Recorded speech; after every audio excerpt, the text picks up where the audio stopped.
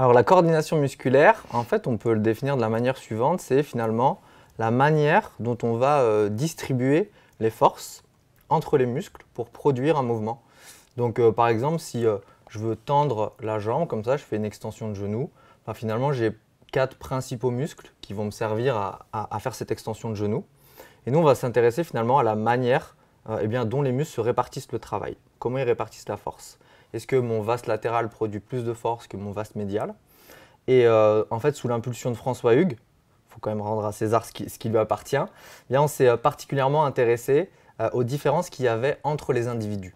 Parce que depuis longtemps, on croit que, en fait, finalement, quand on fait une tâche qui nous demande 20% de notre force, tous les muscles produisent à peu près 20% de leur force. Mais finalement, on a des grandes variations entre les individus. Certains utilisent beaucoup un muscle, un peu moins un autre, et puis d'autres ont des stratégies plus équilibrées.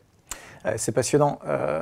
Ça fait ceux qui me suivent régulièrement savent que, évidemment, je suis très branché sur l'entraînement fonctionnel. Et l'entraînement fonctionnel fait une erreur de globalisation. Et comme toute tendance un petit peu à contre-courant de ce qui se faisait avant, eh ben, a tendance à jeter le bébé avec l'eau du bain. Et du coup, on perd de vue certaines réalités analytiques, certaines réalités locales, à l'échelle d'un groupe musculaire, mais de ce que beaucoup considèrent comme un maillon de la chaîne musculaire. Et c'est une grave erreur, c'est ce qu'on va voir avec Lilian, c'est-à-dire qu'effectivement, raisonner tout le temps sur les chaînes de Myers, c'est hyper important, ça reste la complexité du mouvement dans son ensemble, depuis le bout des orteils jusqu'au bout des doigts.